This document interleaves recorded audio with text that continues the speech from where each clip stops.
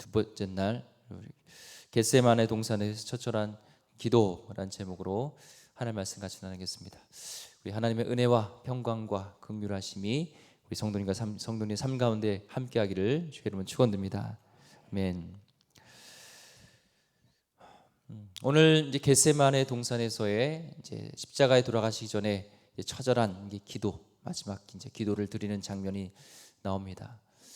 자, 이 겟세마네 동산에 오기 전에 이제 예수님께서는 이제 죽으실 것을, 십자가에 돌아가서 죽으실 것을 이제 말씀하셨고, 제자들은 특별히 제자들 중에 대표였던 베드로는 결단코 그런 일이 일어나지 않겠다, 제자들이 다 버릴지라도 나는 주님을 버리지 않겠습니다, 그런 얘기를 했고, 예수님은 닭이 울기 전에 내가 나를 3번 부인이라 하리라 이렇게 말씀하셨습니다. 그 이후에 이제 제자들을 이끌고 이제 겟세마네 동산에 와서 이제 기도를 하시는 그 장면이 오늘 말씀에 나와 있습니다. 이 겟세마네라는 뜻은 기름을 짜는 유착기, 이런 뜻이 있습니다. 감람 기름, 감람산에 있는 한 부분을 겟세마네 동산이라고 하지만, 보통 성경에서 또 감람산에 이르러 감람산에 가셨다 그러면은 이 또 겟세마네 동산을 오셨다는 것을 또 그냥 말씀합니다. 그러니까 기름을 짜는 유착기, 감람 나무에 있는 열매, 감람에 있는 그런 올리브유를 짜는 유착기, 어떤 그 맷돌, 이런 것이 있었던 것 같아요. 그래서 그곳을 이름을 겟세마네 이렇게 했던 곳입니다. 꼭 예수님의 마지막 처절한 기도하는 장면과 이게 같은 것 같아요. 끝까지 예수님께서도 땀방울이 핏방울 될 때까지 쥐어짜면서 하나님께 간절히 기도했던 그런 모습을 상징적으로 우리 겟세마네 기도로 볼 수가 있습니다. 이곳은 한 번만 오는 것이 아니라 자주 예수님께서는 습관을 따라서 갔던 곳, 하나님과 기도하고 하나님과 교제했던 이곳인 걸 알 수 있고, 제자들도 이곳은 익숙히 잘 알고 있었습니다. 나중에 이제 유다가 로마 병정들을 데리고 왔을 때, 제사장들과 이제 장로들과 병정들을 데리고 왔을 때 그곳이 예수님이 있는 곳인 줄 알았던 것을 보면은 평상시에 제자들 데리고 같이 가고 습관을 따라서 기도했던 곳인 줄 우리가 알 수가 있습니다. 누가복음 22장 39절에 보면 예수께서 나가사 습관을 따라 감람산에 가시매 제자들도 따라갔더니 라고 말씀하고 있습니다. 습관을 따라서 예수님께서는 의지적으로 이곳에 오셨지만 평상시 습관을 따라서 하나님과 교제하고 하나님과 기도하고 하나님 말씀을 들으면서 끝까지 그 하나님의 순종의 길, 십자가의 길 가는 것이 몸에 배도록 습관을 따라서 신앙생활하는 것을 볼 수가 있습니다. 만왕의 왕이신 우리 예수님께서도 우리 습관을 따라서 기도의 자리로, 습관을 따라서 말씀의 자리로 순종하기 위해서 나왔다면 우리의 신앙도 이게 습관의 신앙이 참 중요합니다. 이 듀크 대학의 연구에 따르면요, 우리의 행동은 이 45% 이상이 이게 결정하는 것이 우리의 결정에 의해서 되는 것이 아니라 우리 행동은 이 습관이다라는 겁니다. 지금 우리가 갖고 있는 신앙관, 우리의 모습, 현재의 모습은 그동안 오랫동안 우리가 쌓았던 그 습관에 의한 결과이라 이렇게 얘기하는 겁니다. 이 습관이라는 것이요, 굉장히 중요합니다. 아침에 이제 눈을 뜨고 일어나서 제일 먼저 뭘 하죠? 뭐 성도마다 사람마다 다르겠지만 뭐 화장실을 간다든지, 또 씻고 아침을 먹고 또 뭐 하세요? 옷을 입고 뭐 여러 가지 이렇게 준비해가는 나가는 과정이요, 이 성인이라면은 그것이 그렇게 불편하지 않습니다. 당연히 씻어야 되고 당연히 옷을 입어야 되고 당연히 이 아침을 뭐 금식을 한다든지 뭐 다이어트 때문에 안 먹는 건 모르겠지만, 성인 남자라면, 성인 여성이라면 그것이 그냥 자연스러운 일상이에요. 밖에 나가기 위해서는 씻고 화장도 하고 이런 것들이 좀 이렇게 하잖아요. 그런데 이게 결과적인 것들이요, 이게 습관이라는 거 아세요? 왜 우리에게 불편하지 않냐면 이건 습관이 됐기 때문에 그렇습니다. 사실 이게 불편한 행동들이에요. 그걸 보면 누굴 보면 알 수 있냐면 어린아이들입니다. 어린아이들은 밖에 나가는 것에 있어서 우리 어른들이 생각하는 이 일상이요, 그냥 평범한 일상이 아니에요. 아침에 생각해 보세요. 저희도 둘째요. 일어나라 하고 일어나요. 씻어라 그러면 죽어라 가서 씻어요. 아침 먹어라 그러면 막 도망 다니고 잘 안 먹고요. 막 어저께도 밥 먹으랬더니 배 아프대요. 먹여주면 배가 안 아픈데 안 먹여주면 배가 아파요. 그래가지고 또 입어라 씻어라 막 옥신각신하고 막 싸움하고 뭐 또 나갈 때 마스크 써야지 또 마스크 쓰고 가방 가져가야지 막 그러면서 이 자체 나가는 것이요 어린아이에게는요 너무나 힘들어요. 왜요? 그 아이에게는 불편해요. 습관이 되지 않기 때문에. 근데 우리는 알게 모르게 어렸을 때부터 평생을 해온 이 일들이요 습관화됐기 때문에 익숙한 겁니다. 우리 신앙도 마찬가지입니다. 지금의 습관, 우리의 신앙 이것이요 우리의 습관이 연속되다 보면 이것이 우리의 삶이 되는 겁니다. 우리 한국교회가 정말 잃어버리지 말아야 될 이 전통 중에 하나가 있다면 이 고단한 이 새벽을 깨고 아침을 깨고 첫 시간을 하나님께 드리는 이 새벽 예배, 이게 형식화되고 그냥 전통화되면 이게 문제지만 처음 시간 첫 것을 하나님께 드린 이 신앙의 전통 유산은요 전 세계에 없습니다.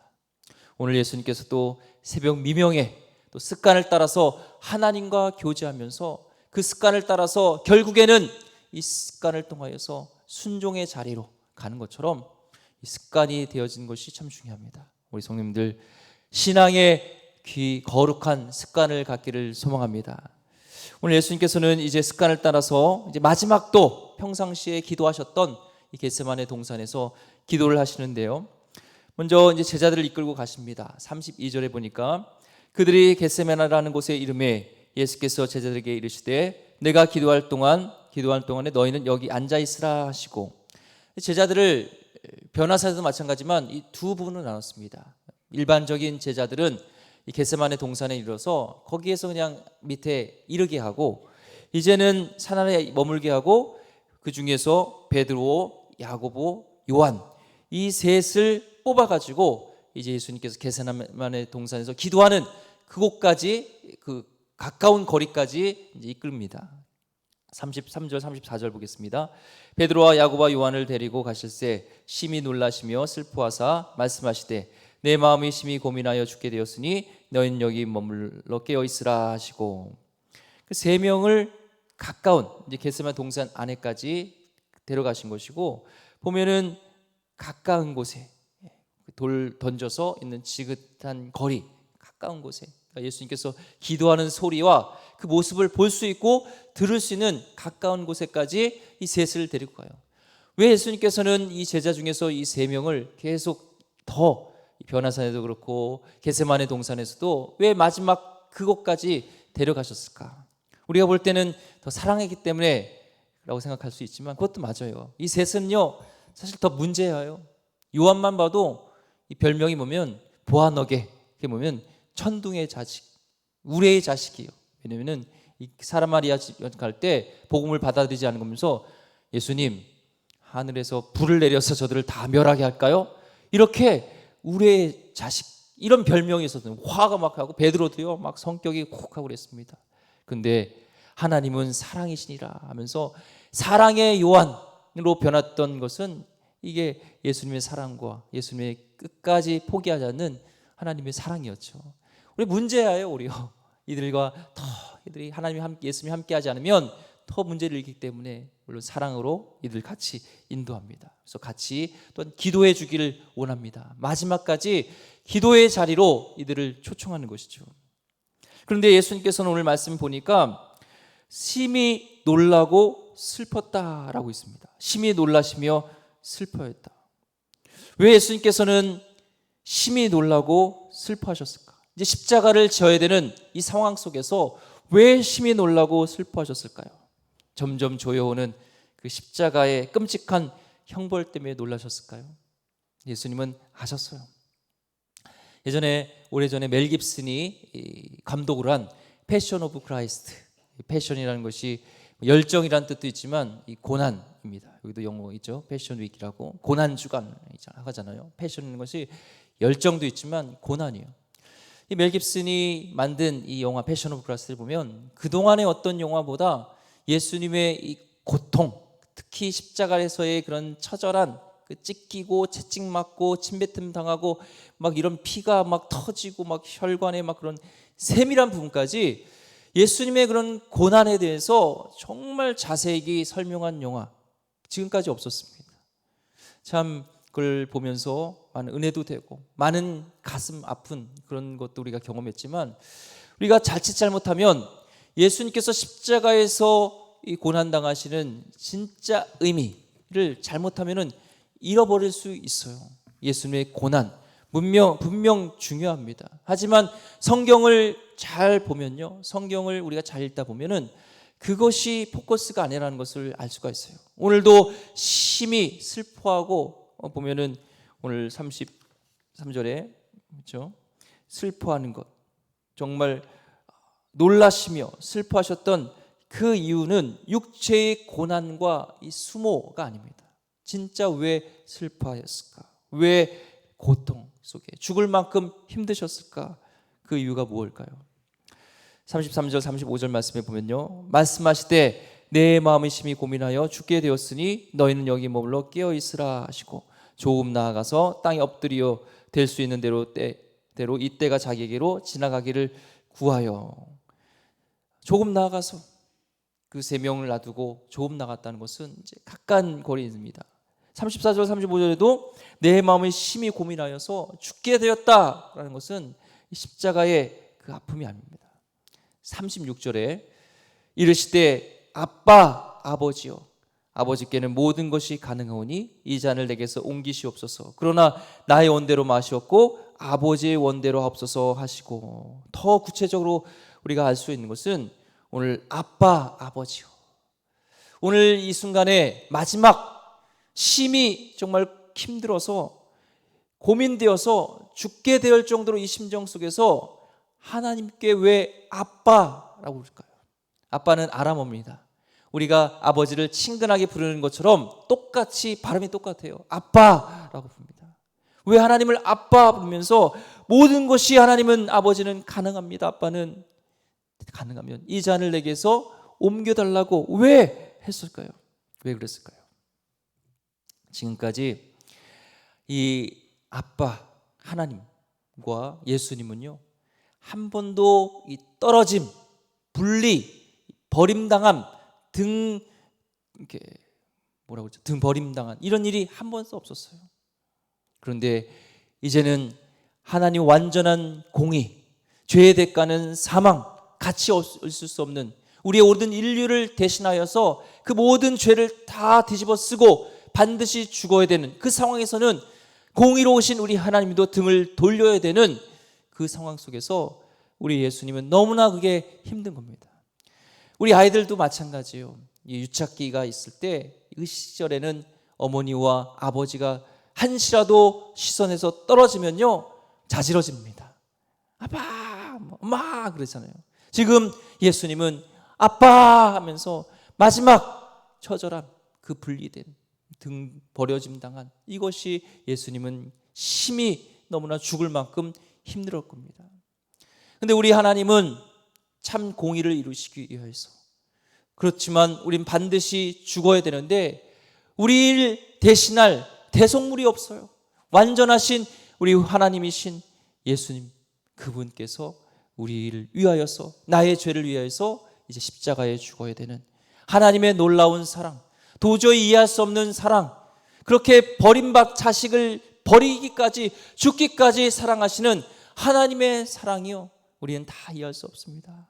근데 그 사랑이 누구 때문에요? 나 때문에.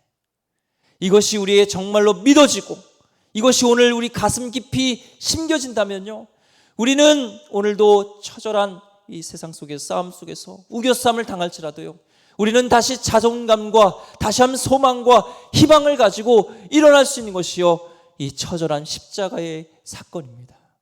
오늘 하나님께서 이 독생자까지 죽으시면서 우리 예수님께서는 아빠 하면서 아버지와 등짐을 당하는 버림받는 속에서 이것이 누구를 위한 사랑이었는지, 나를 위한 사랑이었다는 것을 깊이 깨닫는 시간 되기를 주의 이름으로 축원드립니다. 우리 상상이 안 됩니다. 오죽하면, 얼마나 나를 사랑하시면 그 독생자 예수님, 한 번도 버림받은 것이 없었던, 끊어졌던 것이 없었던 그 독생자를 버리셨을까? 그래서 모든 것이 가능하오니 36절에 내게서 이 잔을 옮기옵소서 하면서 그 고통과 슬퍼함을 얘기합니다. 하나님과 우리의 화목함을 위해서 하늘 아버지와 예수님의 관계를 깨면서까지도 이 십자가를 지시는 하나님의 놀라운 사랑, 우리는 깨달아야 됩니다.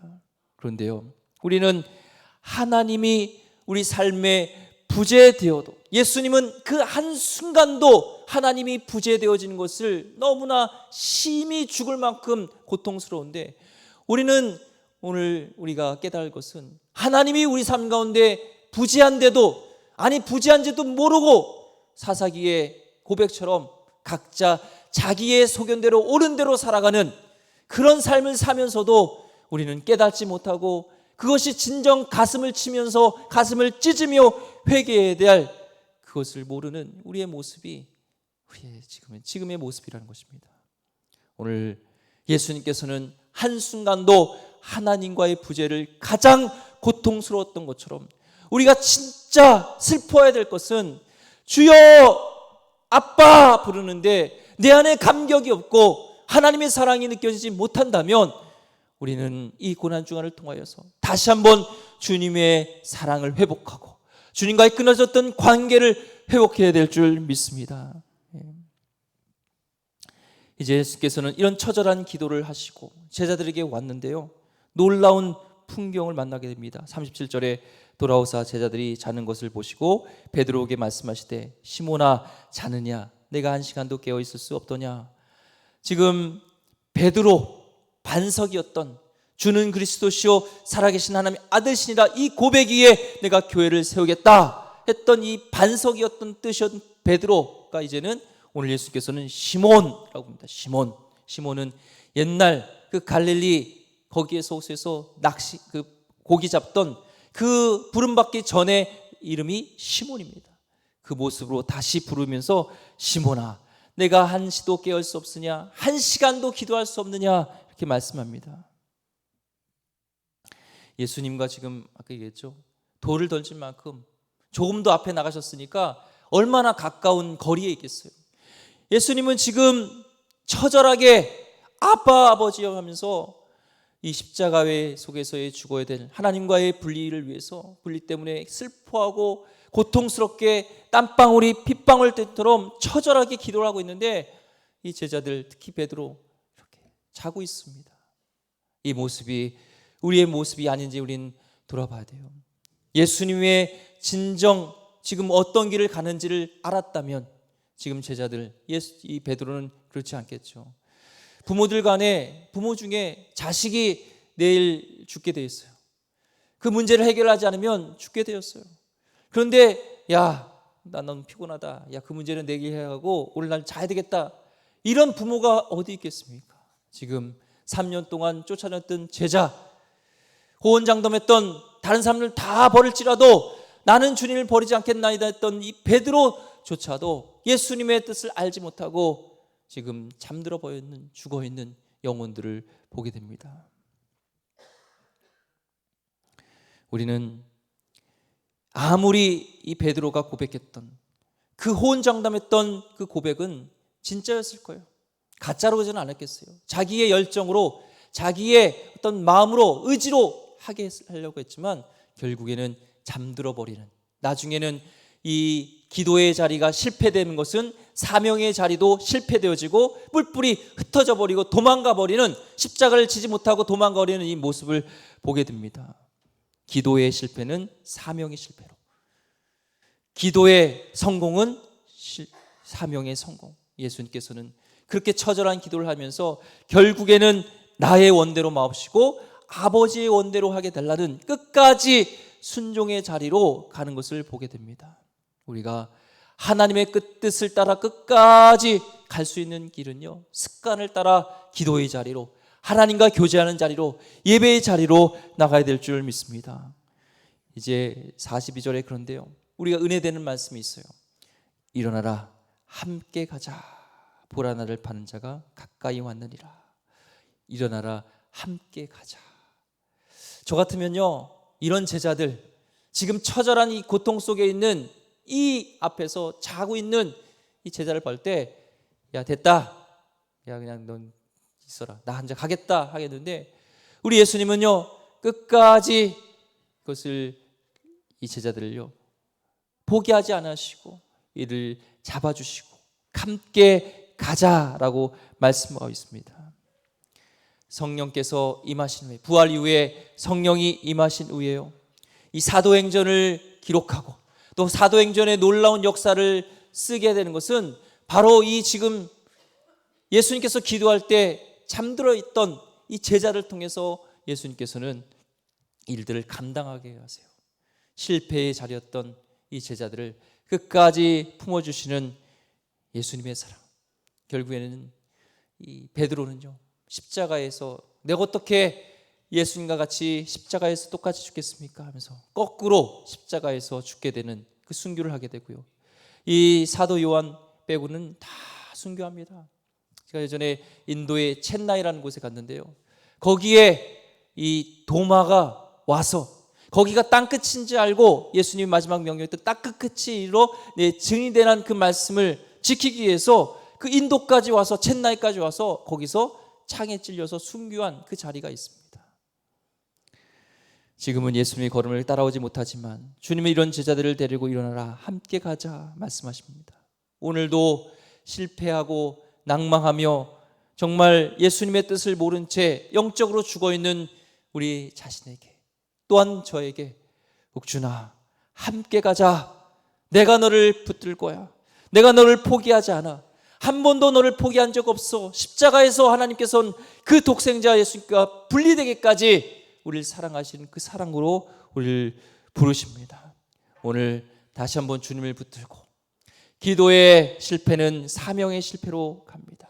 하지만 우리를 끝까지 붙들어 주시는 주님을 붙들고 함께 가자라는 음성을 듣고 오늘 다시 한번 일어나는 귀한 새벽 되기를 주의 이름으로 축원드립니다. 기도하겠습니다. 하나님 감사합니다. 예수님의 처절한 그 기도는 바로 하나님과의 분리, 우리를 너무나 사랑하셔서 그 십자가에서 하나님과 단 한 번도 분리되셨던 분이 분리되면서까지도, 버림받으면서까지도 우리를 사랑하셨던 그 십자가의 사랑이 오늘 우리 가슴 깊이 새겨지는 귀한 새벽 되게 하여 주시옵소서. 그래서 다시 한번 사명의 자리로, 하나님 다시 한번 기도의 자리로, 다시 한번 주님과 함께 가자는 그 음성을 듣고 일어나 걸어가는 귀한 시간 될 수 있도록 주여 함께하여 주시옵소서. 귀하신 예수 그리스도 이름으로 기도드립니다. 아멘. 주기도문 하시겠습니다. 하늘에 계신 우리 아버지,